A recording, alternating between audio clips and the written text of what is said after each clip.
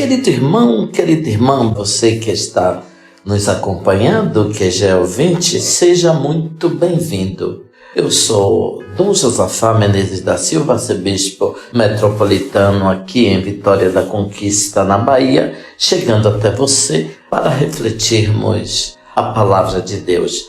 Hoje são 5 de novembro de 2023, nós celebramos a solenidade de Todos os Santos. Na verdade, ouvinte, a solenidade de Todos os Santos, no calendário da Igreja Católica, cai no dia 1º de novembro. Desde o final da década de 60, o governo da República suprimiu diversos feriados religiosos, entre eles Todos os Santos. Então, a CNBB pediu à Santa Sé para transferir para o domingo mais próximo as celebrações litúrgicas das solenidades de preceitos cujos feriados foram suspensos. Assim, a solenidade de Todos os Santos foi transferida para o domingo entre o dia 1º e o dia 8 de novembro. Hoje, então, 5 de novembro, nós celebramos a festa de Todos os Santos. Ouvinte, como compreender a festa de Todos os Santos? Nós festejamos, por exemplo, aqui em Vitória da Conquista, a Nossa Senhora das Vitórias, no dia 15 de agosto. São João Batista, 24 de junho. São Pedro, 29 de junho. Celebramos os outros apóstolos, festejamos a Mãe de Jesus em várias outras datas do ano litúrgico e comemoramos os mártires e tantos outros santos. Mas os que deram a vida por Cristo no martírio e nas outras modalidades de santidade são tantos que se tornou impossível celebrar cada um no dia próprio. Então surgiu a necessidade de ter uma data que contemplasse todos os outros que não têm um dia específico. Eis, então, a razão da festa de Todos os Santos.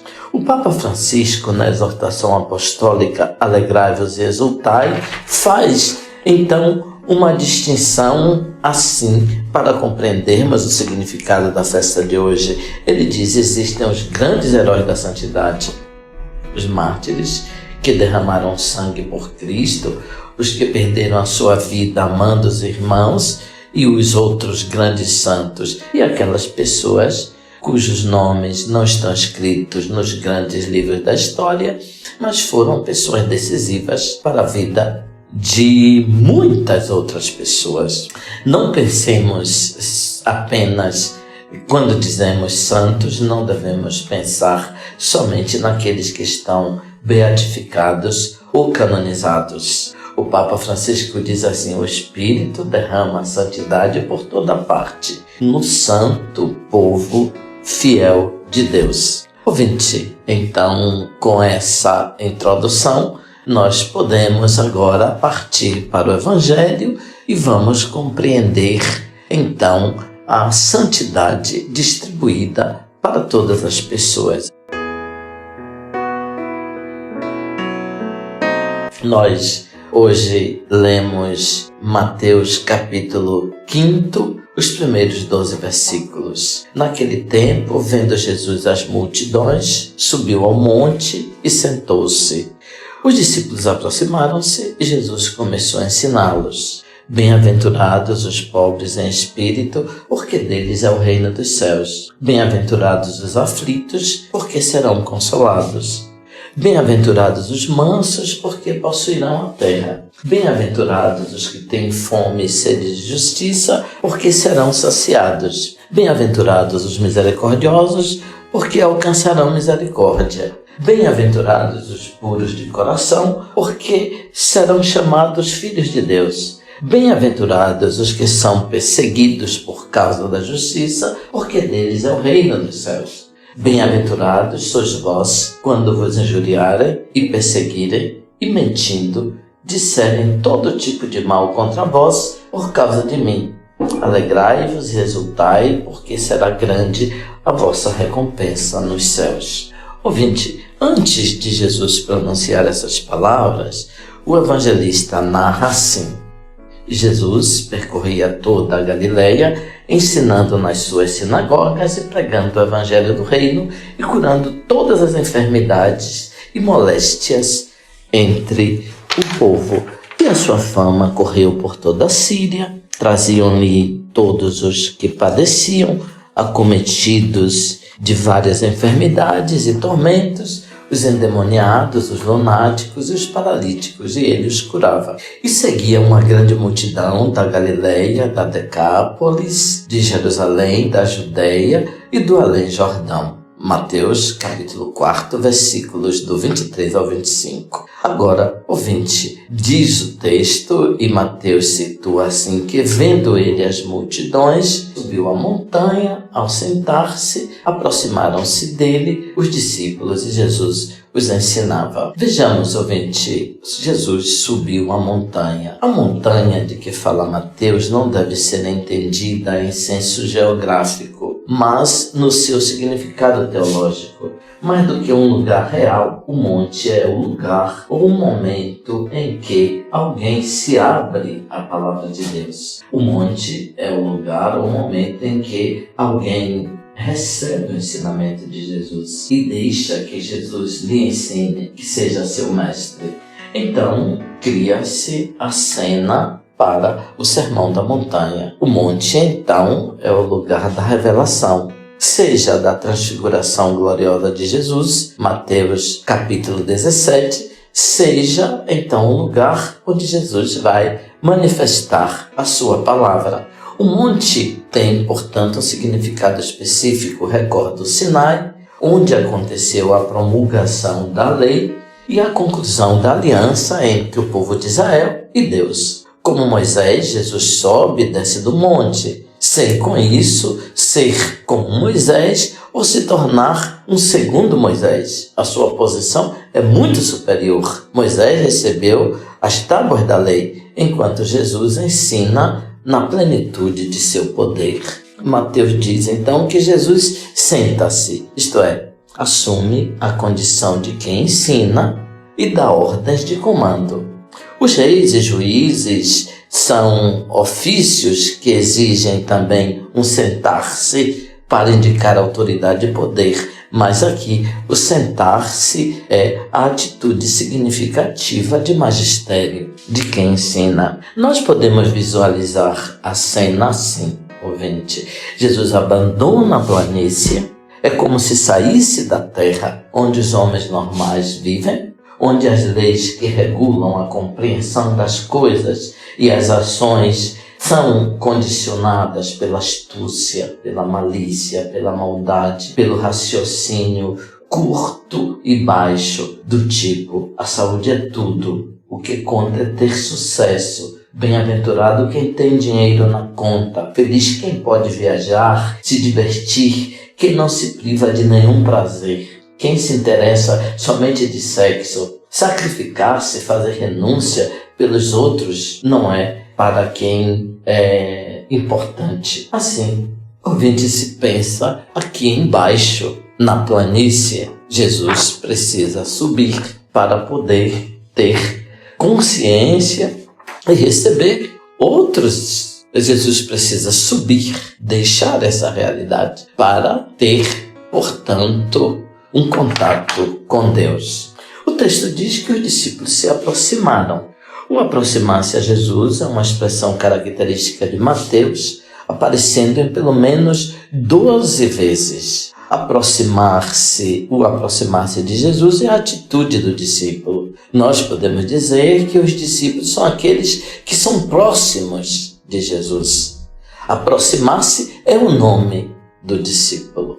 Considerando o cenário de ensinamento que configura então os discípulos, eles devem demonstrar uma aproximação, se colocar muito próximo de Jesus, ficar ao lado de Jesus, para que eles possam receber os seus ensinamentos.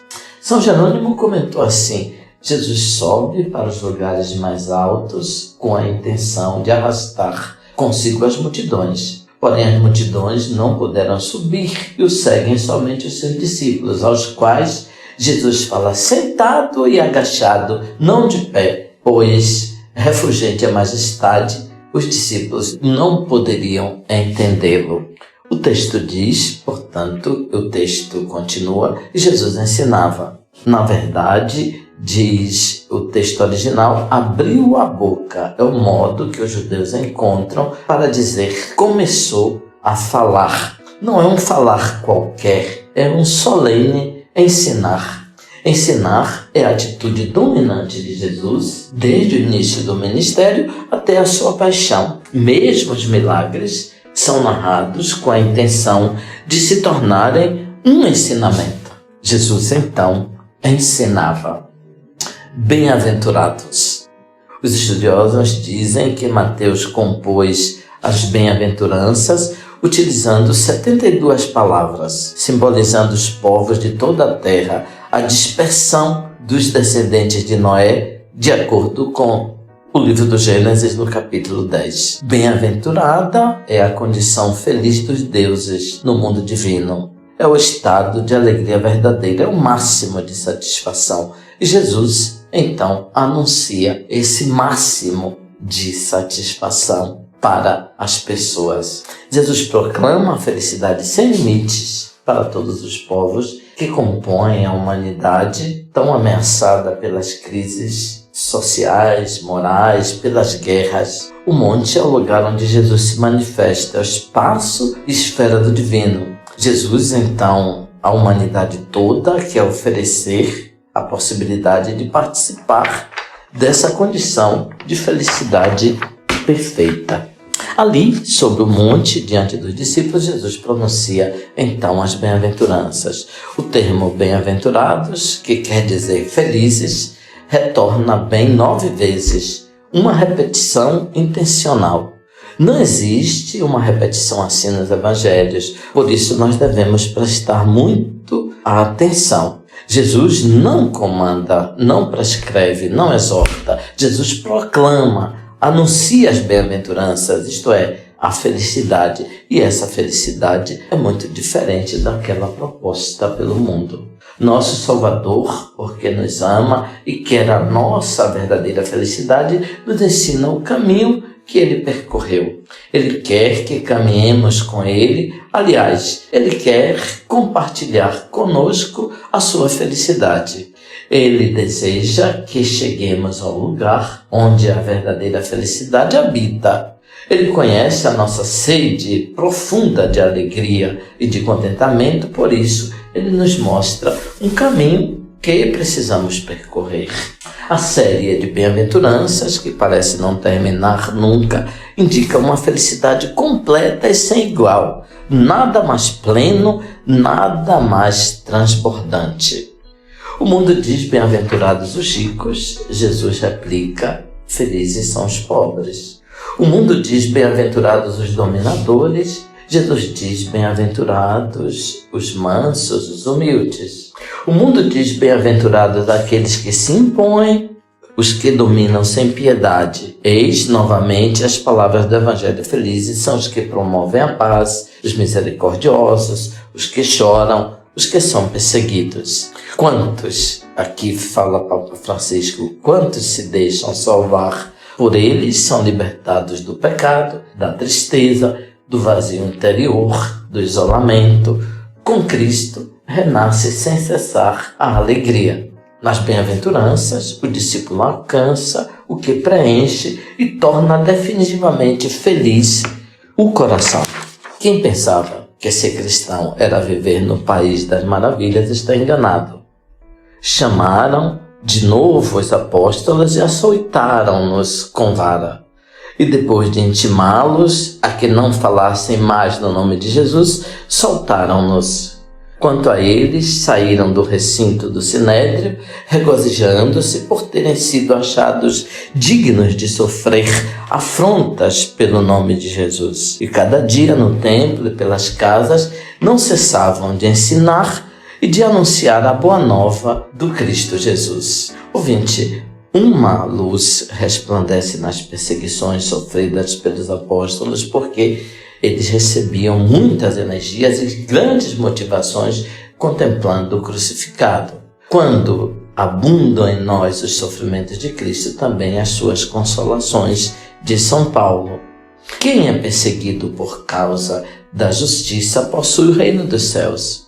Unir-se à generosidade da cruz não é tristeza, é verdadeira felicidade, é fonte suprema de alegria. Bem-aventurados, não porque pobres, aflitos, perseguidos, oprimidos de todos os modos, mas como Cristo souberam afrontar as inevitáveis provas da vida, transformando-as em trampolins para uma fé mais viva, uma esperança mais segura, uma caridade mais ardente, sem nunca perder o gosto pelas alegrias inscritas em tais situações. Por que não perder a consciência que os bens e o amor de Deus não se acabam e são mais preciosos quando pregustados na terra, completos somente no céu?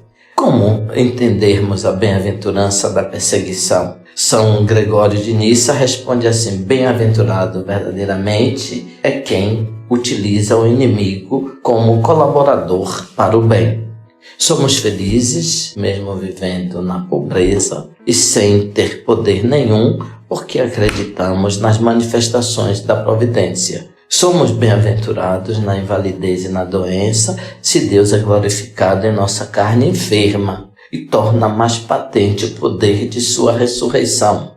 Somos felizes porque estamos em paz com Deus e com nossa consciência, porque acreditamos na vitória da graça sobre o pecado, buscando unicamente a vontade e a glória de Deus. Divertimento, prazer, droga e outros semelhantes são somente partículas de felicidade. Jesus reserva o nome de felicidade para coisas maiores e melhores. A posse do amor de Deus, iniciada aqui na terra e culminada no céu. Deles é o reino dos céus. Vós pertenceis ao poder real de Deus. Deus, o Criador onipotente do céu e da terra, benévolo Rei e Senhor, se preocupa com cada um de seus filhos e atua em favor deles. As outras promessas são exemplificações desta primeira promessa. Sereis, portanto, consolados,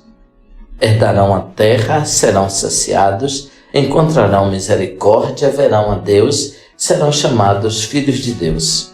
Quem são os bem-aventurados que o Evangelho proclama? Pobres, aflitos, mansos, famintos e sedentos, perseguidos. Certamente todos aqueles que nós nunca teríamos proclamado felizes. Mas a felicidade que Jesus lhes proporciona não se identifica simplesmente com a pobreza, com as lágrimas do choro, com a fome, com a perseguição, que muitos homens e mulheres, infelizmente, fazem a experiência nesta terra.